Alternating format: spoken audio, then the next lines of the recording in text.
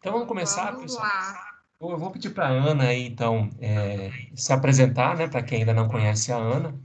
A Ana Luísa foi nossa aluna, mas eu vou deixar para a Ana aí contar um pouquinho do que ela fez, do que ela está fazendo, onde ela está. Tá bom, Ana? Então a palavra está contigo, Ana. Bem-vinda, viu? Obrigada, gente. Desculpa aí.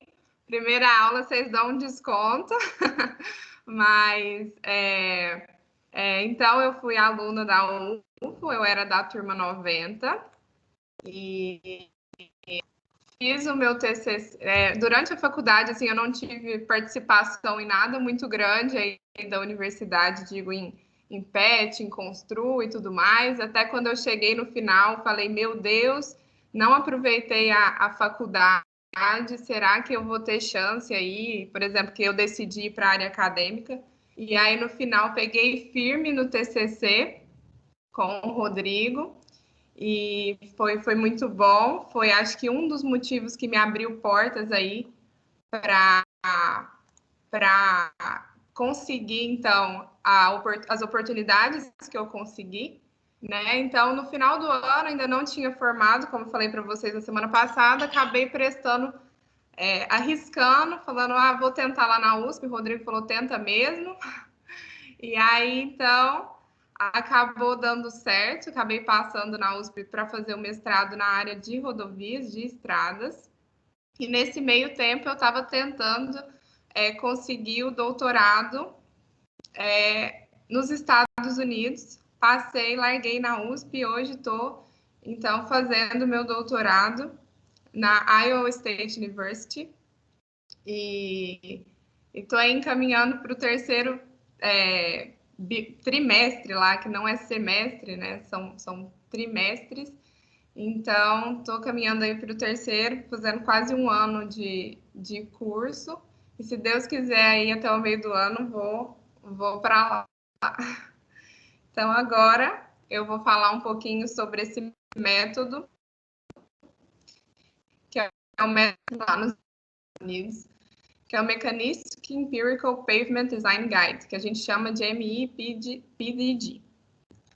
Só que antes de eu apresentar o método, eu acho que é importante destacar alguns conceitos aqui que são cruciais para a gente entender a relevância desse método. O primeiro deles é a diferença entre um método empírico e um método mecanístico. O método empírico, ele é um método que ele é baseado nos resultados de experimentos. Então, você vai, como foi o exemplo aqui em rodovias, eles construíram uma pista teste, controlaram todas as variáveis possíveis a ser controlada, né? E eles passaram o tráfego muitas vezes no pavimento e viram, com a experiência, o que acontecia com essa passagem. Então, as observações levaram a algumas conclusões sobre o desempenho do pavimento. Já o método mecanístico, ele é um método puramente científico. Ele é um método, geralmente, que ele é regido por modelos matemáticos. Então, você prevê essas respostas desses pavimentos por modelos matemáticos. Geralmente, ele é baseado na física, né? Então, ele é baseado aí nas respostas estruturais do pavimento devido ao carregamento. Só que esse método, por mais que ele é o nosso objetivo, hoje não existe nenhum método de dimensionamento puramente mecanístico. E é por isso que a gente tem o método de dimensionamento mecanístico empírico. Esse método mecanístico empírico, ele é um método que combina aspectos tanto do dimensionamento empírico quanto do dimensionamento mecanicista. E aí, neste modelo, a resposta dos pavimentos ela é dada por modelos matemáticos, assim como no método mecanístico. Só que a relação entre as respostas dos pavimentos, que é obtida, então, pelo mecanístico, e a previsão do desempenho, ela é obtida a partir de uma relação empírica. Então, a relação entre a resposta do pavimento e a previsão do pavimento ela é uma relação empírica, que foi obtida através de observações, através da experiência. E aqui é legal a gente só levantar que esse método que eu estou apresentando hoje, ele é um dos vários que existem, mecanístico empírico. É legal a gente destacar o Astro Rhodes, que ele é um método australiano. Tem vários outros lá nos Estados Unidos que os departamentos estaduais de transportes, eles desenvolvem seu próprio método. Aí um forte é o de Illinois, que é muito forte lá também, e vários outros estaduais são métodos mecanísticos empíricos. Aqui nós temos a nossa progressão. Então, a gente começou com o método empírico, estamos hoje no método mecanístico empírico, e nosso objetivo é chegar no modelo mecanístico. No caso, na prática, ainda hoje, nós ainda estamos, grande parte dos nossos métodos ainda é empírico. Se a gente observar, até ano passado, aqui no Brasil, a gente utilizava o antigo método do Dennett. Então, a gente ainda estava muito no método empírico. O estado da arte, hoje, ele já contempla alguns estudos para deixar isso totalmente mecanístico, só que ainda encontra algumas dificuldades. Essa aqui é uma foto da Astro Road Test. Não está faltando T, na época que foi desenvolvido, ainda não tinha o T na Astro. E aqui, essa é uma pista teste, que eram 6 loopings, aqui a gente está vendo um deles, então eram 6 loopings. E nesse local, eles construíram diferentes pavimentos quanto à camada de rolamento, né? Então, tinha alguns pavimentos rígidos, alguns pavimentos flexíveis, e nele o tráfego era controlado. Então, os caminhões tinham peso controlado, pressão de pneu, velocidade, e tudo isso foi muito observado durante os testes, né? E esse estudo foi feito no final da década de 50, então a gente vê que já é um estudo antigo. E o objetivo era avaliar a performance de pavimento. E essa performance ela foi avaliada a partir da relação das repetições do eixo padrão com o aparecimento de defeitos do pavimento. E aí, como eu já falei, foram avaliados pavimentos flexíveis e pavimentos rígidos. Aqui é legal a gente destacar que existiram várias outras pistas teste também, não é só a da Astro. Mas essa ficou a mais famosa porque ela deu origem, então, ao método antigo da Astro de dimensionamento e deu origem a vários outros métodos. Um exemplo é o método da USACE, que era do Corpo das Forças Armadas dos Estados Unidos, que foi esse método que inspirou, então, o nosso antigo método do Dennett. Então, foi um acontecimento assim, muito marcante, que a gente pode dizer que revolucionou, então, como que a gente dimensionava os pavimentos. Só que existem alguns problemas relacionados com essa pista. O primeiro deles... gente, só uma coisa. Eu não tenho acesso ao chat. Se alguém tiver alguma pergunta, pode me interromper. Se quiser abrir o microfone e fazer pergunta, sem problema, viu? Então, aqui, alguns problemas relacionados a essa pista. Como ele foi feito em uma localidade só. A pista ela, hoje se localiza, ela está lá até hoje, né? Se alguém quiser fazer passeio turístico, está lá ainda. Ela se localiza em Illinois, que fica próximo a Chicago, a pista. E ela foi feita em uma zona climática. Isso é muito problemático, porque a gente sabe que o clima ele influencia muito no nosso pavimento. E a gente resumir todo um dimensionamento a uma zona climática pode gerar muitos erros nisso. A gente vê que nosso método, então, foi importado de lá. Lá é um clima que tem neve, que é frio, que não tem essa temperatura quente igual a nossa. E a gente importou esse método. Lógico que a gente fez algumas adaptações, por exemplo, quando a gente fala do número estrutural do pavimento, a gente fez algumas adaptações, mas ainda assim é um problema a gente usar esse teste em outros lugares. Além disso, a gente considerou, na época eles consideraram somente um tipo de base. Hoje a gente tem uma variedade muito grande, com comportamentos muito diferentes. A drenagem não foi considerada, e também a consideração da confiabilidade é limitada. Não foi amplamente considerado, e além disso, esse teste, quando eles foram desenvolver a pista, tudo foi feito com muito mais cuidado, com muito mais segurança. Então, a construção foi muito bem observada, e a gente sabe que no campo não é bem assim que acontece, né? Não é com esse cuidado que a gente constrói uma rodovia. Lógico que tem que ter, mas eu estou dizendo que assim, lá foi eles foram extremamente mais cautelosos. Então, o que mudou dessa pista para hoje? Principalmente, eu destacaria 3 pontos: o tráfego, o clima e os materiais.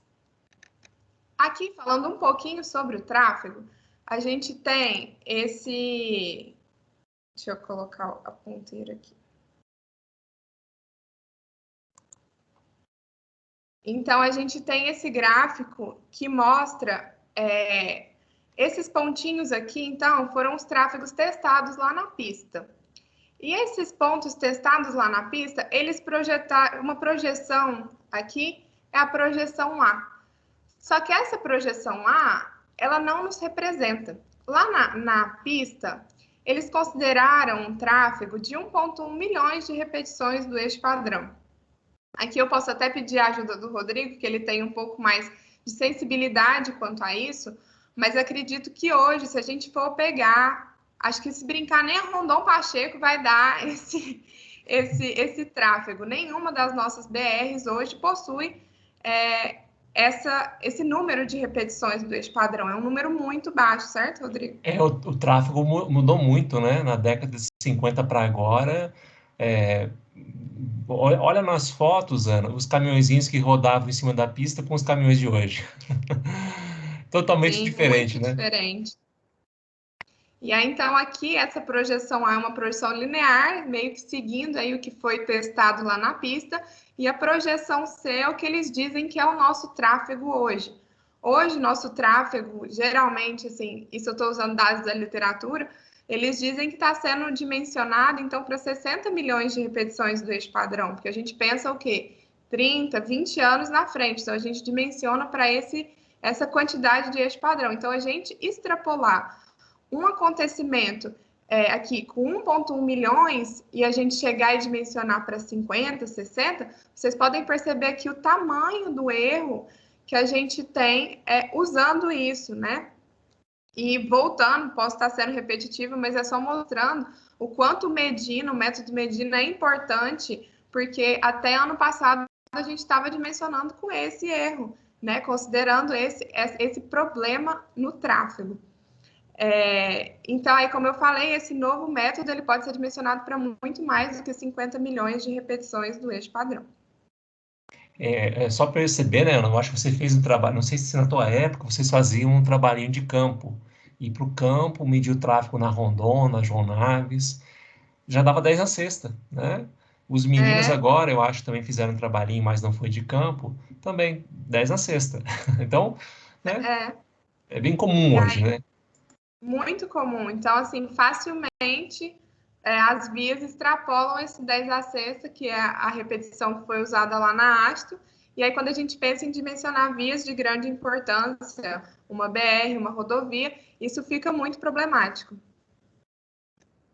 Agora, falando um pouco do clima, não que o clima mudou, mas o jeito que ele foi inserido dentro do programa, eu acho muito interessante. Eles têm um modelo que é externo à ASTO, que chama esse Enhanced Integrated Climate Model. Ele é um modelo que ele é externo à ASTO, que monitorou os climas dos Estados Unidos por mais de 40 anos. Então, eles têm uma base de dados muito completa. E eles adicionaram isso no software. Vou mostrar para vocês daqui a pouco. Então, como que eles inseriram isso? Mas você coloca lá, por exemplo, a localidade que você quer, a cidade que te interessa, e você consegue selecionar ela dentro do software, e você tem todas essas informações. E são informações muito completas que elas tratam, inclusive, de radiação solar, que a gente não considera, mas ela tem uma importância muito grande, ela afeta o pavimento, ela pode, assim, deteriorar esse pavimento. A cobertura de nuvens, velocidade do vento, e aqui destacar principalmente a temperatura e a umidade no pavimento ao longo da sua vida útil. Aqui, vamos falar um pouquinho sobre a umidade, não só para pavimentos, mas para qualquer estrutura da engenharia civil. A gente sabe que o nosso grande vilão é sempre a água. Então, a gente ter dados precisos sobre como a água está no pavimento ajuda a gente a dimensionar melhor a nossa drenagem, ajuda a gente a se precaver para evitar que a água danifique o nosso pavimento. Além disso, a temperatura ela também é extremamente importante. Primeiro porque, igual aqui no nosso clima, por ser um clima muito quente, isso favorece a ocorrência, então, de deformação permanente.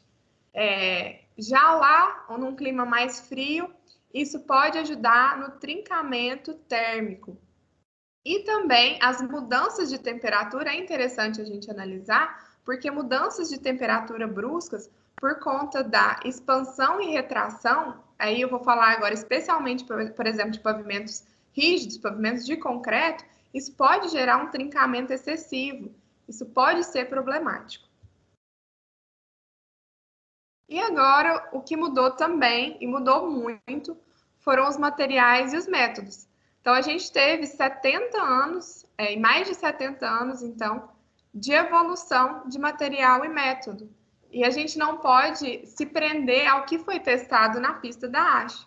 Aí, novos materiais, eu vou destacar o SMA, que é muito utilizado fora daqui, que é o Stone Matrix Asphalt, que é um asfalto que tem agregados maiores, que utiliza uma porcentagem de asfalto maior. Ele é muito bom para tráfegos muito pesados, né? Materiais reciclados, hoje a gente caminha, a gente tenta caminhar, né? Ainda está um pouquinho longe, mas a gente tenta caminhar sempre para soluções sustentáveis. Então, materiais reciclados a gente tem que incluir, e o método trazer isso, eu acho que ele é um grande avanço para a gente caminhar para isso. Então, quer dizer que você está respaldado, você tem informações sobre esse material reciclado para você poder utilizar. O RAP é um desses materiais. A gente pode também usar, reciclar o concreto e usar ele também como agregado. E agora falando sobre o pavimento rígido, antes a gente tinha concretos com uma resistência mais baixa, hoje a gente tem super concretos aí que a resistência é altíssima. Então, a gente poder incluir essas informações e fazer um novo dimensionamento é muito legal. Além disso, novos métodos de construção. Quando eu falo novos métodos, eu falo que muita coisa ficou automática, teve alguma mudança de máquina, então tudo ficou um pouco... A gente vai tentando facilitar essa construção. E, além disso, um ponto legal da gente destacar é a reabilitação de pavimentos, porque antes o nosso método ele era voltado para a construção somente de novos pavimentos, e aqui a gente tem a opção, então, de fazer o dimensionamento da reabilitação. Então, agora falando propriamente do software, do MIPDG, que em português ele é o Guia de Dimensionamento Mecanístico Empírico de Pavimentos. Ele foi desenvolvido pela ASTO em 2004, então já faz um tempinho que ele está aí, né? E juntamente com o desenvolvimento desse guia, criaram também um software, que é o ASTO-Air Pavement, que eu vou mostrar para vocês. E ele é muito completo, tudo aqui é muito completo, mas como eu falei, a gente ainda caminha, ainda tem muito trabalho a ser feito para que a gente possa chegar, então, no método puramente mecanístico. Aqui eu tenho alguns... É mais ou menos como que o dado funciona, como que a gente faria, então, o design do pavimento utilizando esse método. Primeiro aqui, os dados de entrada. Os dados de entrada que a gente precisa colocar lá no software para que a gente possa ter nosso pavimento É a estrutura do pavimento, então você vai colocar quais camadas que tem no seu pavimento, a espessura, vai especificar muito bem quais materiais você está utilizando, né? E o clima. Aqui, basicamente, não tem nenhuma diferença do método aí que vocês viram semana passada no software do Medina. Isso é básico, são as informações que a gente tem que incluir. Mas o legal aqui é que eles consideram a média dos valores e o desvio padrão também, para que a gente possa trabalhar, então, melhor com a confiabilidade. Depois que você colocar os dados, você vai escolher um pavimento para você testar. Então, você vai falar, eu vou colocar 5 centímetros aqui, 10 centímetros na base. Você vai testar um pavimento. E aí, o software vai te dar as respostas estruturais do pavimento. As respostas estruturais do nosso pavimento são as transformações e os deslocamentos dele, que também, vi vocês falando aí de PIC, até em PIC vocês têm que analisar. Então, ver debaixo da camada asfáltica qual que é a deformação do pavimento, vai passar ou não vai passar. Então, são essas informações que o software devolve para a gente como respostas estruturais. A partir dessas respostas, e aqui essa setinha a gente chama de funções de transferência, que é ainda vamos falar, o elo fraco do nosso dimensionamento, porque a gente não consegue ainda chegar, fazer com que essas funções de transferência sejam mecanísticas, aqui ainda é empírico, é você pegar essas respostas do pavimento e associar elas com os defeitos do pavimento. Então, essas funções ainda são empíricas. E aqui o software ele faz uma previsão da ocorrência de defeitos do pavimento a partir dessas respostas. E o que eu acho muito interessante é que o software da Asto, ele não fica preso somente à avaliação estrutural do pavimento. Ele trabalha também a avaliação funcional. A avaliação, quando eu falo avaliação estrutural, é a gente olhar se vai ocorrer uma trinca por fadiga, se vai ocorrer uma deformação permanente, é a gente analisar esses defeitos que a gente vê como engenheiro. Mas ele avalia também, aqui, smoothness, se a gente traduzir, linearidade do pavimento. Mas é a gente avaliar como usuário. Quando você está dirigindo daqui para Araguari, você não vai ficar olhando no pavimento? Tá, ok, a gente ainda tem um olho um pouquinho mais crítico. Mas se você estiver dirigindo, você não vai ficar olhando se tem uma trinca por fadiga, quantos centímetros que ela tem. Você vai estar dirigindo, você vai querer ver se a sua via tem uma boa digeribilidade. Se está legal de dirigir, se você não está tendo nenhum desconforto. E eles avaliam isso também, que é o que o usuário enxerga. Então, não adianta você ter um pavimento incrível estruturalmente, se você não cumprir com a função dele também de ser bom, também essa suavidade, essa rugosidade do pavimento.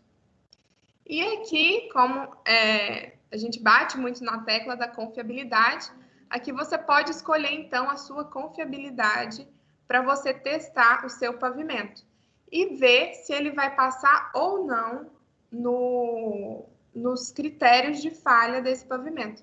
Esses critérios de falha, eu acompanhando a aula semana passada, vi que, por exemplo, no método Medina é 30% da área trincada, certo, Rodrigo? É isso? Isso mesmo, Ana.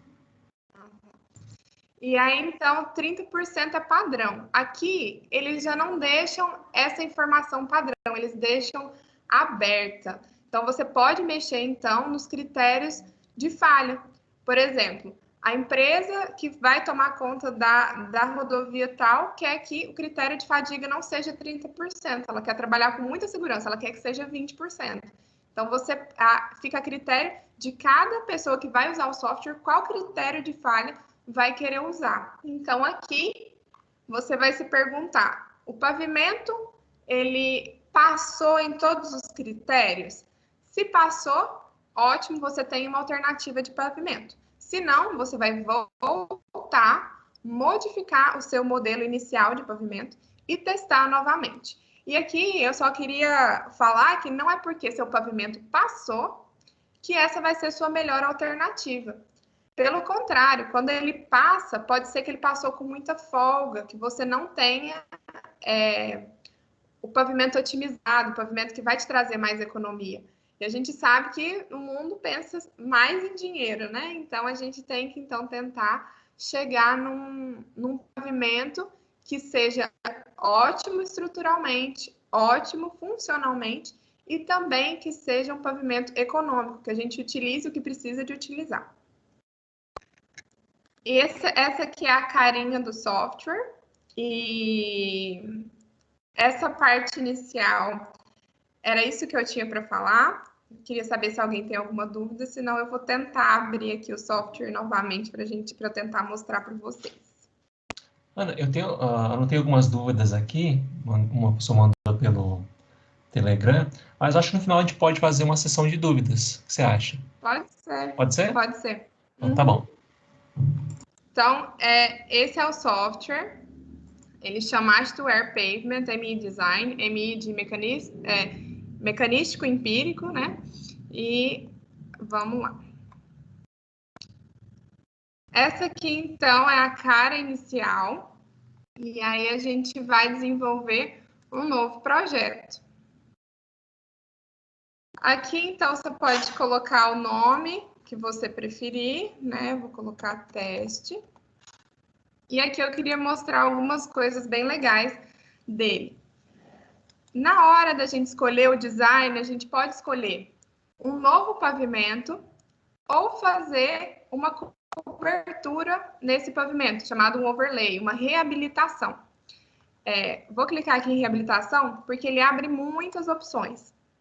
Aqui, ele abre várias opções de tipos de reabilitação que você pode fazer.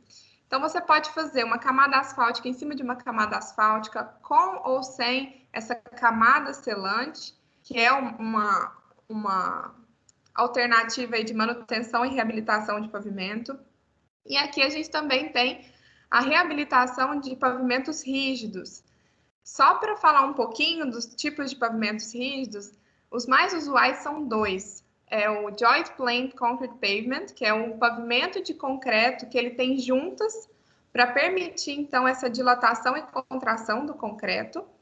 E o CRCP, que é um Continuous Reinforced Concrete Pavement. Então, ele é eu vou falar que ele, simplificando, ele é uma laje. Basicamente, ele é uma laje porque ele é uma estrutura que tem armação e ele é contínuo, ele não tem juntas de dilatação. É a mesma coisa que vamos falar que concretar uma laje. E aqui a gente tem diferentes, então, tipos de reabilitação. Então, se vai ser asfalto embaixo, se vai ser o que tem a junta, se vai ser o contínuo em cima e embaixo. Então, a gente tem vários aí alternativas para a gente fazer o nosso design. Mas aqui, então, vou colocar o pavimento novo e a gente abre novamente os 3 tipos de pavimento de cobertura que eu falei, mas eu vou escolher, então, o flexível. A gente tem algumas... aqui, uma das limitações do uso desse software, que aqui está na versão estudante, um deles é isso, é que o tempo que eu posso fazer o meu dimensionamento, ele vai até 30 anos. Não vai mais do que isso. Na versão paga, você pode... A gente tá bom demais, Ana. A gente pode ir até o infinito e além. Não, Só que hoje a gente não 5 anos daí tá bom. Hoje a gente não dimensiona muito mais do que isso, né? Fica em torno de 20, 25, então tá atendendo muito bem. Vou deixar aqui em 20 anos, que a gente tem algumas informações, por exemplo, quando você vai construir sua base, quando você vai construir seu pavimento e quando você vai abrir o seu pavimento ao tráfego, quando você vai inaugurar, realmente deixar o passar. Aqui, então, nos critérios de performance, é aqui que tá os critérios de falha, que eu falei anteriormente. Aqui a gente usa o IRI, que é o Índice Internacional de Rugosidade, né? Que tem alguns... O critério dele é 63 polegadas por milha aqui. O IRI final, a porcentagem de área trincada por fadiga, mas a fadiga que acontece do topo para baixo e também a fadiga que acontece de baixo para cima. Aqui, as trincas que acontecem por conta da temperatura, a deformação permanente total do nosso pavimento, então, não só considerando a camada de asfalto, mas também considerando a camada de base, a camada do subleito, então, uma soma total dessa deformação permanente.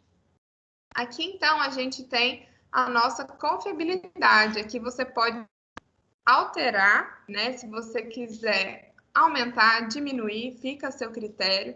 O que eu acho legal é que ele sempre mostra, se você colocar alguma confiabilidade diferente de 50%, ele vai te mostrar essa confiabilidade de 50%.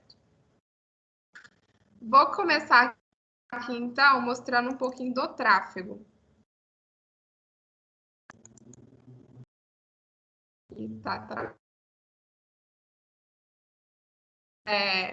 Uma informação muito importante é o AADTT, que seria o Average Annual Daily Truck Traffic, que é a quantidade de caminhões média, que a gente faz a média de um ano, né? A quantidade de caminhões que passa diariamente, que vai passar diariamente nesse pavimento. Essa aqui é a quantidade de hoje. Você não precisa fazer a previsão, o software faz isso para você. Então, você coloca a quantidade que hoje passaria nesse seu pavimento.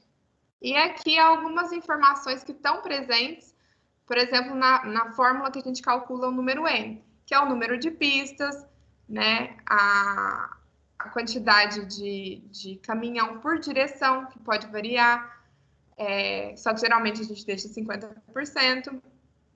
A quantidade de cada carro, de caminhões em cada uma das pistas, se você tem mais que duas em cada direção.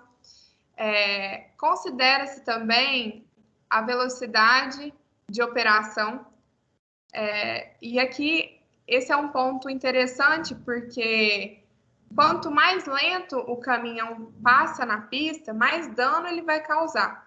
Tanto é que se a gente começar a observar as subidas das rodovias, a gente nota muito mais defeito, porque acaba que o caminhão fica parado. Ele não está parado, mas ele fica mais tempo fazendo pressão naquele ponto do pavimento por ele estar mais devagar. Aqui são algumas outras informações que vocês podem ver. Eu abri um novo, então tudo que está aqui é padrão. Eu ainda não modifiquei nada, isso vem com algumas informações padrão. Então, configuração do eixo, então a distância entre os pneus do eixo, tudo isso, não sei se vale a pena mexer, mas aqui uma coisa importante é a largura da nossa pista, né? Quanto menor, maior a probabilidade dos caminhões passarem no mesmo local. Então, isso influencia na resposta, né? Nos defeitos do pavimento. E eu vou falar uma coisa, estou lutando muito para me adaptar às unidades deles. É tudo uma bagunça, né? Aqui a gente usa metro, a gente usa centímetro, a gente usa grau Celsius, lá é tudo ao contrário, eles são do contra. E você perde a sensibilidade, né? Falar em polegadas, assim, mas 5 polegadas dá quanto aqui visualmente falando, né? É ruim mesmo. O pior é que não tem uma relação muito certa. Eles usam polegada, mas eles usam pés, eles usam milhas, e não é uma conversão igual a nossa, que é só andar com a vírgula, né? É uma bagunça. Mas assim mesmo, você se acostuma no final. Vou acostumar. E aqui a gente também tem as classes de veículos. Lá, então, tem 13 classes de veículos, sendo que de 1 a 3 são classes de veículo de passeio e não entra aqui na nossa consideração, porque não fazem dano ao pavimento. Então, aqui nós temos 13 classes, a gente está considerando da classe 4 a classe 13. A gente pode ver aqui que o caminhão mais comum deles é o caminhão classe 9, que é esse caminhão aqui. E aqui a gente pode editar algumas informações, que é a distribuição do nosso tráfego. Então, a classe 4 aqui está 3,3% de tráfego de caminhões, e a gente pode editar isso. Além disso,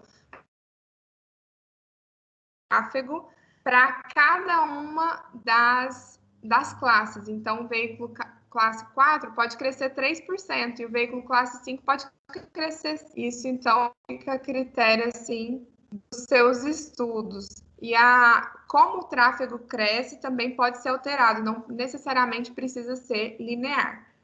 Mas aqui são informações muito precisas, assim. Eu achei esse software bem mais difícil do que o do Medino, muito mais complexo, com muito mais informação e que demanda muito estudo. Para você usar todas as funções dele, você teria que fazer um super estudo para conseguir usar tudo.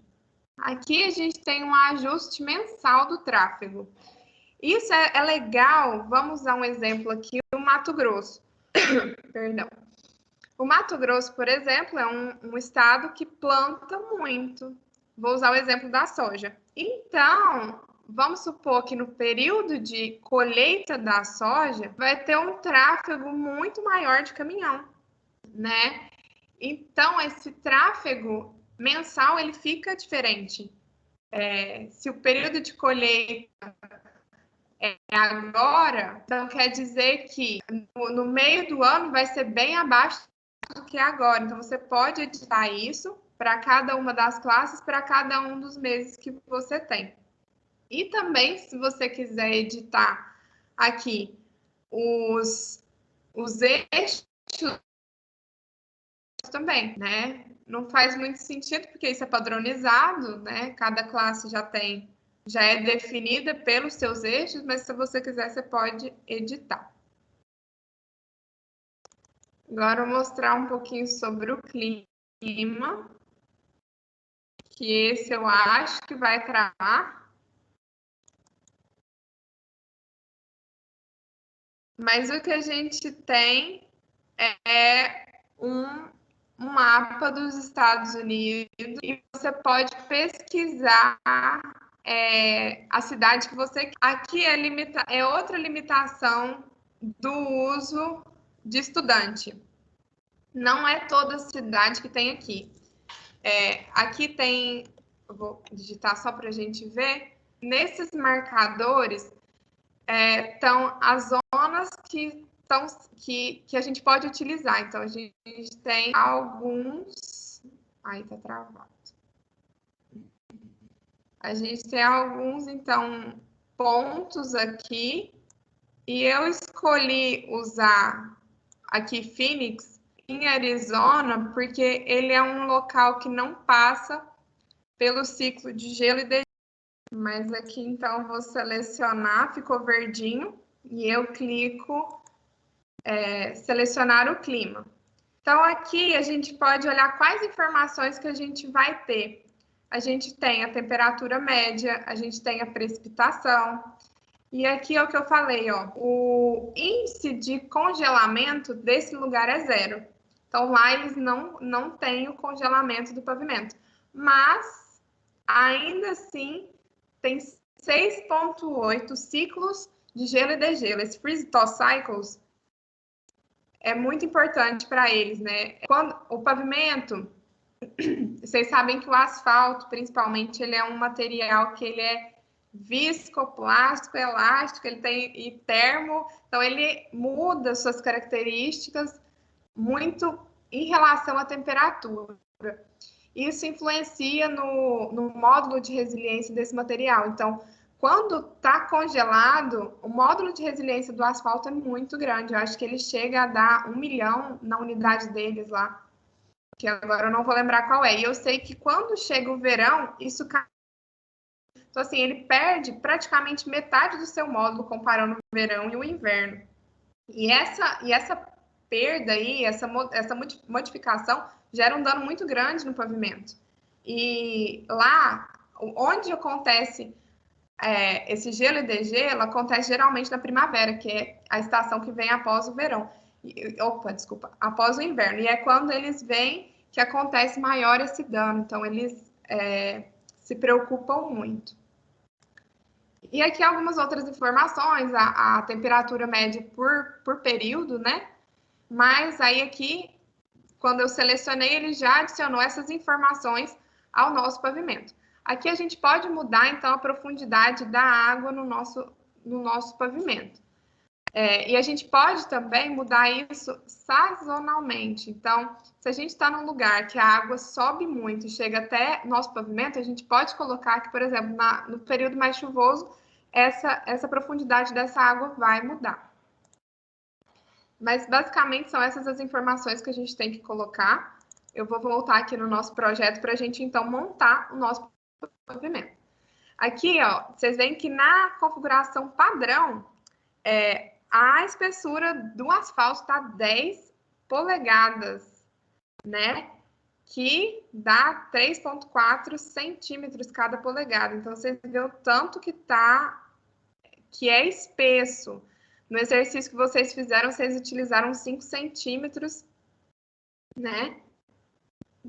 Não, como é que é? Polegada é diferente a conversão. Estou fazendo bagunça já, gente. Mas, enfim, é bem maior. Já no padrão, já é bem maior. 25 centímetros. 25, né? Então, vocês veem que é muito mais... Eles trabalham lá com uma espessura de pavimento que para a gente não dá. É muito dinheiro que vai nisso. Aqui a gente tenta deixar sempre mais delgada a nossa camada asfáltica. E aí a gente tem todas as informações da nossa camada asfáltica. Porcentagem de vazios, qual que é a porcentagem de asfalto, a gente vê que muito alta, aqui a gente usa o quê? 5, 6, 4,5, e lá eles estão, nesse aqui no padrão, estão usando 11, né? Ah, não, tá aqui, desculpa, tá 4,5 também, que é o efetivo. A porcentagem é a mesma coisa. O que muda mesmo é a espessura. Aqui no agregado, você consegue mexer, inclusive, na granulometria da sua mistura. Então, você consegue definir qual que é a porcentagem que vai passar na peneira 3/4, 3/8, para você ter as informações aí da sua mistura. O poisson, que também pode ser mudado, tal, mas eu quero mostrar aqui a seleção do nosso ligante. Na seleção do nosso ligante, a gente pode fazer ela de 3 maneiras. Pelo Super Pave, que é o mais usual lá, que você seleciona o seu ligante baseado é um pouco mais complexo que isso, e faz alguns testes, mas basicamente você seleciona ele a partir da máxima temperatura do pavimento e a mínima temperatura do pavimento. Aqui no caso seria 64 Fahrenheit e menos 22 Fahrenheit. Menos 22 Fahrenheit dá 0 graus, basicamente, eu acho. É bem próximo a isso. Acho que fica 0 graus. Então, aqui seria esse ligante que está selecionado, mas a gente tem muitos outros, tanto para temperaturas maiores, aqui chegando a 82 Fahrenheit. Aqui no caso, 82 Fahrenheit dá em torno de 30 graus Celsius. Não atenderia, por exemplo, o nosso clima. Nosso clima chega a muito mais que isso no pavimento. E aqui chegando a menos 34, que não faz sentido a gente utilizar um ligante desse. Mas, se a gente quiser, a gente pode usar como viscosidade e como penetração. Hoje, a gente seleciona o nosso ligante pela penetração. E aqui a gente tem as opções, ó, bem parecidinho com o nosso. Que nosso seria o 50-60, 30-45 e até mesmo 85-100, que é um modificado por polímero. Então, a gente tem também essas opções aqui. Vou deixar aqui no padrão deles. E o que eu tinha comentado também na semana passada é esse nível aqui, o nível do dado de entrada. Então, quanto mais complexo, quanto mais importante for o seu projeto, você muda esse nível. Aqui no nível 3, é um projeto que não é tão importante. Então, aqui você vê que não tem nem valor para você dar entrada. Ele é um nível que vai usar correlação, né? Agora, se você diminuir esse nível, ele vai exigir que você coloque o resultado do ensaio da sua mistura, resultado do CRIP da sua mistura, ou de qualquer outro. Aqui, por exemplo, o módulo dinâmico. E aí tá tudo aqui dentro do programa, né? Além disso, a gente tem as propriedades da camada asfáltica, que o principal deles, que até o Rodrigo comentou semana passada, é a gente considerar ou não uma completa aderência entre as camadas. Aqui você pode modificar, o Medina tem essa limitação que você não consegue modificar isso, mas aqui você consegue considerar completa aderência. Não, Medina consegue também, tá, Ana? Ah, é? Então, tô falando Consegue. besteira. O engenheiro vai decidir se aderida ou não consegue, sim. Tá, e aí aqui você consegue colocar a porcentagem que você vai colocar de aderido ou não, né? Então, vamos criar mais uma camada aqui no nosso pavimento. É só você clicar em adicionar. Ele te dá as opções de camadas que você pode colocar debaixo do seu pavimento flexível. Esse sanduíche granular, não sei o que é, mas provavelmente é uma base... Não vou nem arriscar porque eu não sei o que é. E aqui a gente tem uma base não estabilizada. Vamos adicionar ela. E aqui aparecem as opções que você tem. Aqui de A1A, A3 são a classificação do solo, no caso aqui a classificação da sua base com relação à classificação da haste. A classificação da haste que leva em conta, então, a granulometria, o limite de liquidez, o índice de plasticidade. Você consegue classificar a sua base, seu solo quanto a isso. Aqui o que eu tinha falado, que ele já inclui materiais reciclados. Então, aqui ele está incluindo o RAP, que é o asfalto reciclado, né, ser usado como agregado. E aqui várias outras opções de agregado, de material para você fazer sua base. Aqui eu só vou adicionar a subbase, o subleito, porque senão eu não consigo mexer nessa espessura aqui da minha base, porque ela fica semi-infinita, porque é a nossa última camada. Então, vamos adicionar o nosso subleito. Eu vi no exercício que vocês consideraram o subleito siltoso, então vamos considerar aqui ele sendo um A4. A gente olhando aqui na base, tem de novo, tem a espessura, né, que aqui já está um pouco mais próximo ao que a gente usa. O módulo de resiliência, que você pode editar, então, dependendo de qual base você vai usar, esse é uma informação super importante, né? E aqui no nosso subleito, tá semi-infinito, assim como no Medina, ele não delimita esse tamanho dessa camada, né? Aqui você pode adicionar também a rocha, mas muito difícil a gente fazer um estudo para chegar até na rocha, e aí sim você definiria qual que é o tamanho do seu subleito, mas aqui a gente pode deixar como semi-infinito.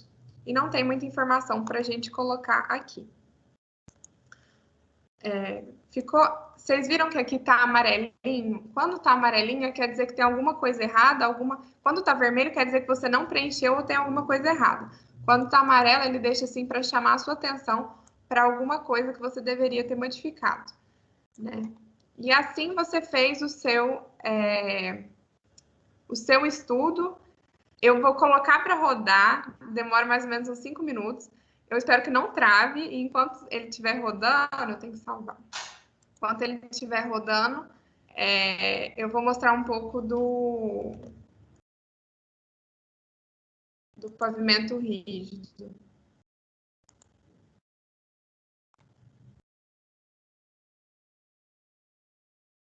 Mas já perceberam que é uma infinidade de dados de entrada, né, Vamos pessoal? ver. É por isso, eu tive um evento com um professor de lá, e ele falou que a dificuldade, às vezes, é arrumar os dados de entrada para colocar no programa, que não são poucos.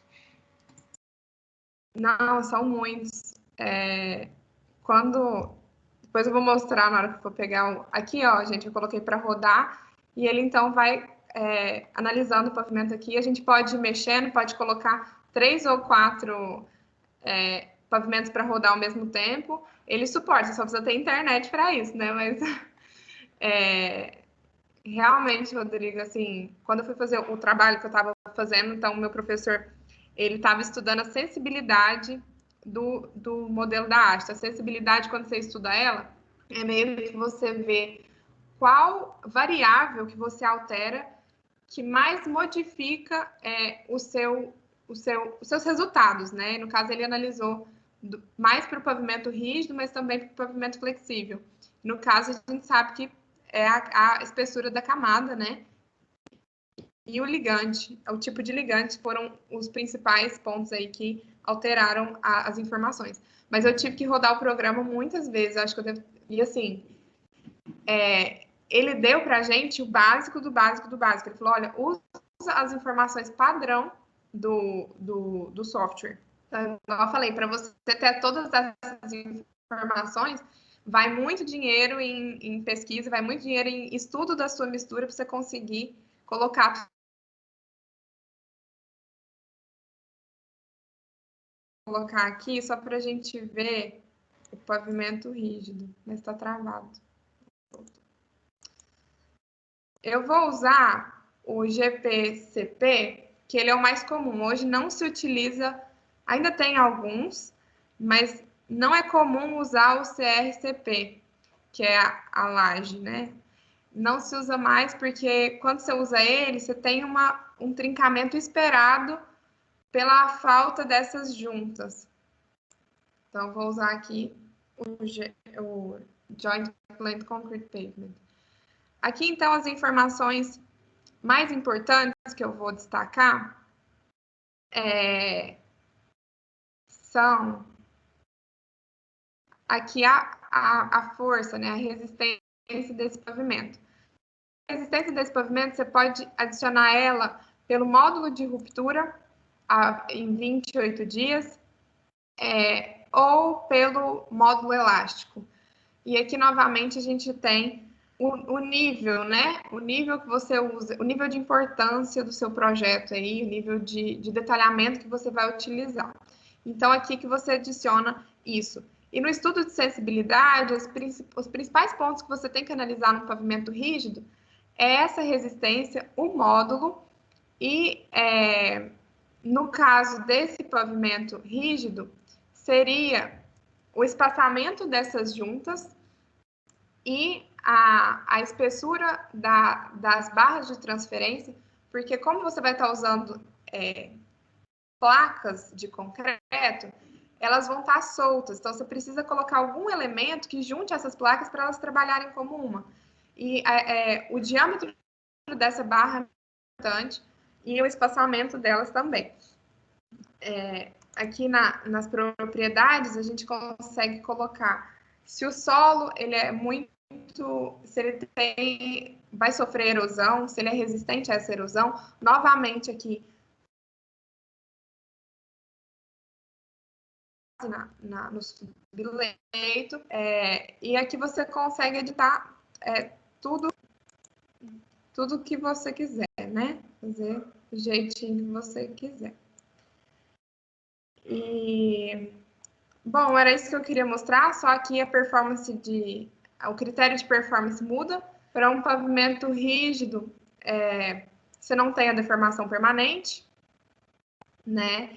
Mas aqui você tem o faulting. O faulting é um defeito do pavimento rígido, que é a diferença de altura de uma placa para outra. Se eles não tiverem extremamente alinhados, na hora que você passar com o carro, você vai ficar sentindo uma lombada, um barulho no carro que é muito desagradável. E aqui eles limitam essa...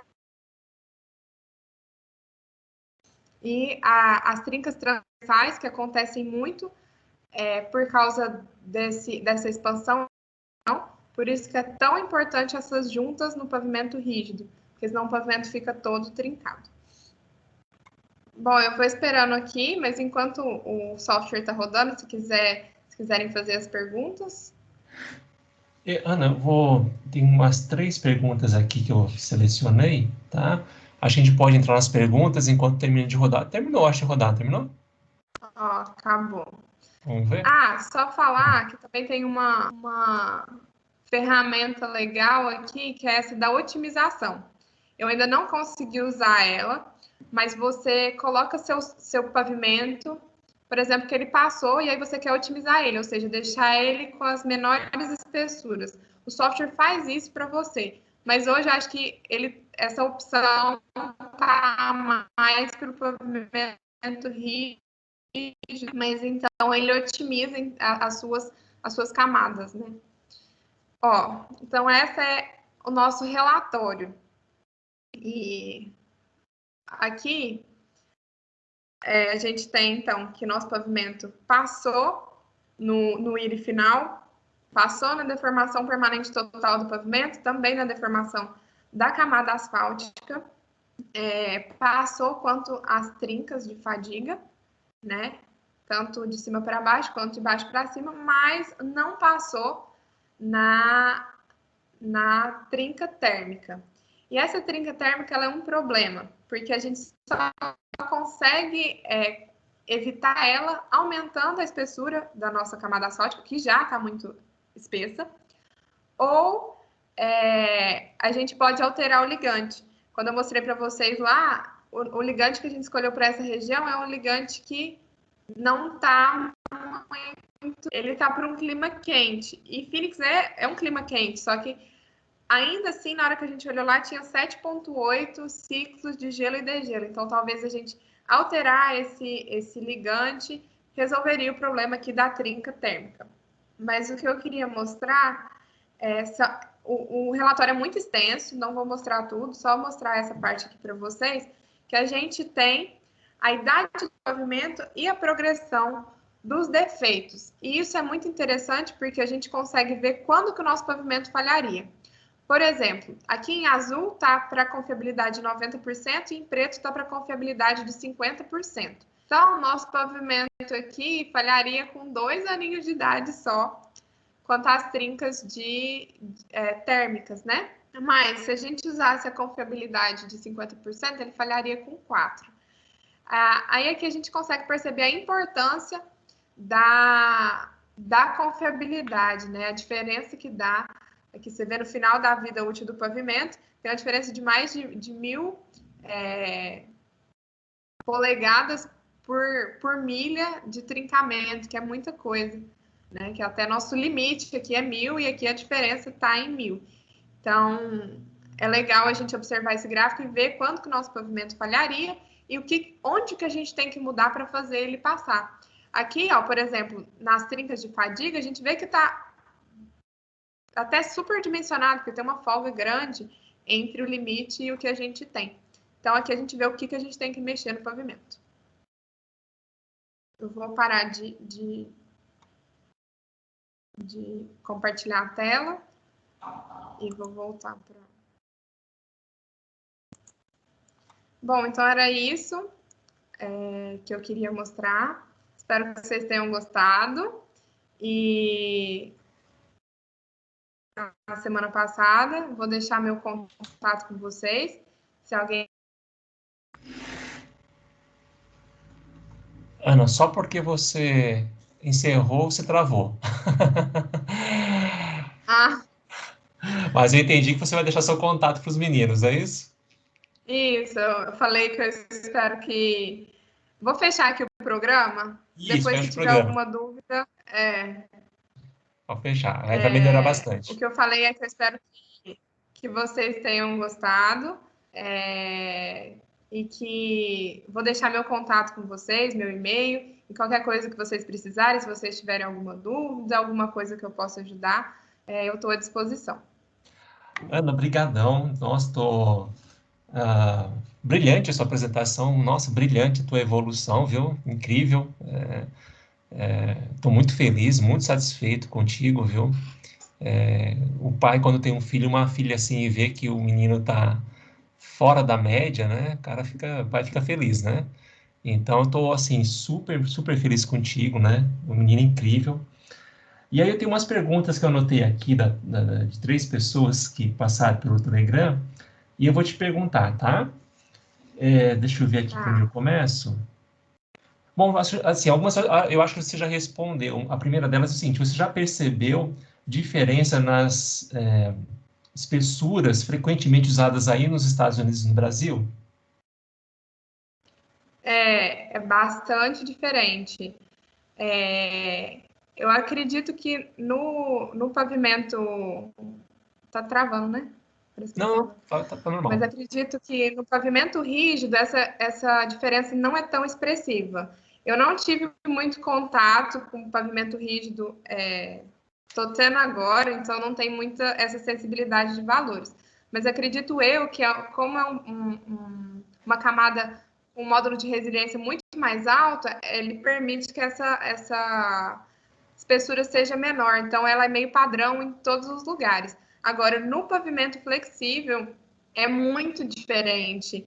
Tanto é que eu achava que era muito fora da realidade eles fazerem pavimentos perpétuos. Pavimentos perpétuos são aqueles que são completamente de asfalto. Então, é o asfalto em cima do subleito, não tem mais nada, só que não é fora da. Existe essa possibilidade para eles e a diferença está aqui, ó. Lá tem dinheiro, então eles empregam para ter o mais duradouro possível, né? E acho interessante, e vou agora fazer propaganda, né, Rodrigo? Mas a questão da reabilitação e manutenção de pavimento lá também é um caso sério. Eles levam isso com muita firmeza, com muita rigidez. Você tem que mostrar, então, um plano que você tenha para fazer essa manutenção. E aí, ó, quem se interessar, a disciplina do Rodrigo, acho que ele ainda está dando a disciplina optativa, né? Uhum. É muito enriquecedora nesse sentido de qual que você deve usar e tudo mais. E acho que essa é a grande diferença. A espessura, principalmente da camada asfáltica, é muito diferente. E material também, né? Igual a gente está trabalhando aí, eu e o Rodrigo e o Márcio, a gente está trabalhando num artigo sobre BGTC, que é tratada com a base granular tratada com cimento. Lá não se fala disso. É muito raro ouvir falar. Então, tem alguns materiais que a gente tem aqui que eles não usam muito lá, e o contrário também é válido. E acho que essa principal diferença, por exemplo, da camada asfáltica, além do dinheiro, é isso que eu mostrei para vocês. O pavimento que a gente testou não passou quanto a trinca térmica. Então, esse defeito, acho que também ajuda, contribui para que essa camada dele seja mais espessa. Perfeito. Ana, você tocou num assunto importante, vou parar aqui na pergunta e eu vou aproveitar o gancho. A gente sabe que material granular para base, para um pavimento flexível, para uma rodovia de tráfego intenso e pesado não funciona. Rapidinho vai dar pau, né? Então, eu tive uma experiência na Fernão Dias, por exemplo, que um trecho lá era de BGS, então não funcionou, né? Para um tráfego pesado, né, BGTC nos Estados Unidos, na Europa, de maneira geral, não se fala mais em BGTC, né, material cimentado. Qual que é a opção para um tráfego pesado em termos de base, já que você não tem material cimentado e a BGS não funciona? Essa aí é uma dúvida que, assim, pelo que eu vi, material cimentado, eles usam, é o que eles mais usam, que é o que aguenta o tráfego e, assim, e tem uma durabilidade maior, né? Pelo que eu vi, é basicamente isso que eles usam. Uhum. Mas aí não é a BGTC, né? Aí já é de repente um CCR, ou então até um pavimento perpétuo, né? Sim, não é a BGTC. Joia, bacana. Outra pergunta que tem aqui, eu acho que você já respondeu também. Bom que quando a aula é boa, né, as perguntas que estão feitas já são respondidas na aula. O que chamou mais sua atenção entre o que você vê no Brasil e lá nos Estados Unidos em termos de materiais e conservação rodoviária? Essa questão, semestre passado eu fiz a disciplina de manutenção de pavimentos, e assim, acaba que as opções que a gente tem são basicamente as mesmas, mas eu acho que o modo de tratar a manutenção. Então, você tem que ter seu plano de manutenção. Por exemplo, olha, a gente está desenvolvendo esse pavimento, mas para que ele chegue com uma vida útil boa no final do nosso plano, a gente tem que ter um planejamento mesmo da manutenção. Com 5 anos, a gente vai passar sei lá, uma lama asfáltica, né? Vai colocar algum tipo de manutenção aí para manter esse pavimento. Eu vejo também que eles são muito ligados com a funcionalidade do pavimento. Eles se importam muito com o que o usuário pensa da via. Então, até mesmo quando a via está feia, ela pode estar perfeita para você dirigir, mas se ela está feia, eles vão dar um jeito de deixar ela bonita, porque o usuário é o consumidor, né? Então, é ele que importa ali. Então, eu vejo isso muito assim. E o que me chamou a atenção é a complexidade, né? Como eu mostrei para vocês aí, a gente vê um software extremamente complexo. Não que eu acho que as pessoas utilizam, como eu falei, as funções todas desse software, porque iria muito dinheiro em estudos da sua mistura, que ainda assim não é certeza que vai passar para você ter isso concreto que vai dar certo, né? A complexidade, o estudo, por exemplo, do clima. Isso acho que foram as coisas que mais me chamaram a atenção. Ana, você desligou o programinha aí? Você fechou ele? Fechei, tá travando? Deu uma travadinha, mas eu acho que deu para pegar a essência do que você falou. Para encerrar, só mais 2 perguntinhas aqui. Bom, tem uma pergunta interessante, né? O que você está fazendo lá? O que você está estudando? O que você está fazendo lá nos Estados Unidos? Olha, por enquanto ainda nada, né? Ainda não estou lá, mas essa semana eu estou iniciando a minha pesquisa. A gente ainda está definindo como que vai ser, mas basicamente vai ser um trabalho em campo, utilizando o asfalto borracha. E aí estou fazendo algumas disciplinas, né? Eu já completei 6 disciplinas lá, e muito voltadas para a área de solos, estatística e um pouquinho voltada aí dentro da pavimentação, mas acaba que pavimentação e solos andam muito junto. Então, basicamente, eu ainda estou nessa fase das aulas, mas eu espero aí que daqui, sei lá, daqui a alguns meses eu volte aqui para contar para vocês um pouco sobre a minha pesquisa. Não, você vai estar sempre aqui agora. Você virou, né, parceira. Ana, última pergunta que eu tenho aqui na minha lista, tá? O link para usar o programa. Eles conseguem usar o programa, os meninos? Não consegue, acho que foi até isso que deixou a apresentação tão lenta. O programa fica no computador da universidade. E para a gente acessar, a gente tem que ter o nosso login e senha da universidade para possibilitar que a gente entre. Infelizmente, não tem. Procurei até uma versão na internet, nem versão pirata, é difícil. Uhum. Não, bacana. Pessoal, alguém mais tem alguma pergunta para poder encerrar essa fase de pergunta? Se alguém tiver pergunta, pode abrir o microfone e perguntar.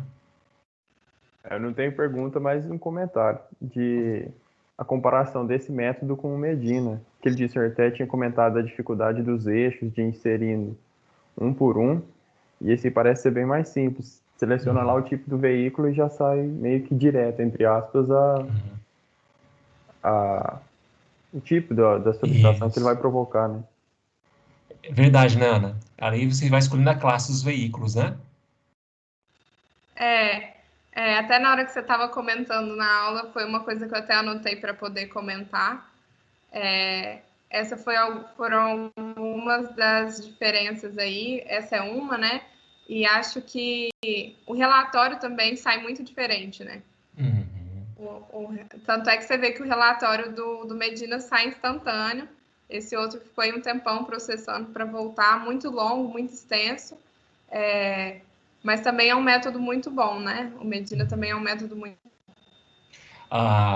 Na verdade, são tantos dados de entrada, tanta informação, que para processar todas as interações demora mais tempo de processamento, com certeza, né? Pessoal, não tendo mais perguntas, então, a gente já está aí bastante adiantado na hora. Ana, eu queria te agradecer, né? Nossa, eu estou muito feliz contigo mesmo. O grau de evolução que eu percebi em você nesse. Eu sempre acho que você formou, né, em 2020, não sei por quê, porque eu acho que 2020 para mim é um ano morto, então. Na verdade, 2019, não foi? Foi 19 que você formou? Acho que ela travou de Foi novo. final de 19. 19, isso. Então, o grau de evolução que você teve aí em um ano e um pouquinho, Ana, é incrível, tá? Eu acho que você aí é uma menina realmente fora da curva, né? E, pessoal, é um exemplo para vocês, né? Como é que a Ana chegou aí? Ela teve que pagar um preço. Eu acompanhei um pouco da história da Ana, ela não tem medo de trabalho, né? E qualquer um de vocês pode se tornar acima da média fazendo o que a Ana fez, né? Que é o quê? Treino. Ela está estudando aí 2020 todinho, 2021 todinho aí estudando, 6 disciplinas feitas, todo dia aí batalhando, né? Agora, será que vocês aí querem realmente pagar o preço de chegar onde a Ana está, né? Ela correu atrás, né? Então, é o resultado. Ao nível de evolução que vocês podem ter em um ano. Um ano de vocês muda a vida, né? A Ana estava aqui comigo em 2019 e agora aí, né, só não está nos Estados Unidos hoje por conta da pandemia. Então, a Ana já faz parte aí de um universo bastante restrito. Então, eu fico feliz contigo, Ana, e tenho certeza que o teu caminho aí vai ser ainda mais brilhante, viu? Ai, tomara. E só falar, gente, que acho que a turma aí tá no quê? No sexto período? É sexto. Eu tava até comentando com a Abdala, que tá aí, acho que ele tá aí, mas eu tava comentando com ele que chegou no quinto período do curso, eu e a Júlia, que é minha amiga, acho que a gente só não desistiu do curso porque a gente não tinha um plano B. Então, aí o Rodrigo hoje está falando que eu sou acima da média e tudo mais, não sei, assim, eu não sei falar sobre isso, mas vocês, entendeu? Igual eu falei para vocês, eu tentei PET 2 vezes, não passei. Eu tentei construir, não passei, não peguei iniciação científica, e acho assim, são coisas que eu me arrependo e que eu teria feito diferente. Mas acho que foi do jeito que tinha que ser, né? E foi eu achar algo que eu gostava, eu estudasse tanto, que eu tivesse interesse em estudar e me aperfeiçoar. Então, é isso. Só para falar que nunca fui a melhor aluna da turma ou coisa do tipo, e foi sempre esforço, né? Então, fiquem firmes aí. Tem uma frase que eu gosto muito, né? Não vou lembrar, talvez eu me engane agora o nome da pessoa. Não sei se foi o Thomas Edison que falou, tá? Vou ter que confirmar. Mas ele falou que o sucesso, pessoal, é 1% talento, né? E 99% transpiração. E transpiração é água benta da testa, né? O que que é água benta da testa? É suor. Então é treino, treino, estudo, estudo, estudo. E um ano de vida bem estudada, bem trabalhada, transforma a vida de vocês. A Ana é um exemplo disso, tá? A Ana aí é uma guerreira. E eu tenho certeza que a tua família aí, tua mãe, tua avó, estão nas nuvens contigo, né? Ah, então sim. Pessoal, então eu vou encerrar por aqui, né? Agradecendo todo mundo aí. Ana, depois você manda para mim aí os teus contatos, para eu passar para eles aqui no Telegram, tá? E a apresentação você pode passar para a gente também? Posso sim, vou mandar Então, para tá bom. vocês.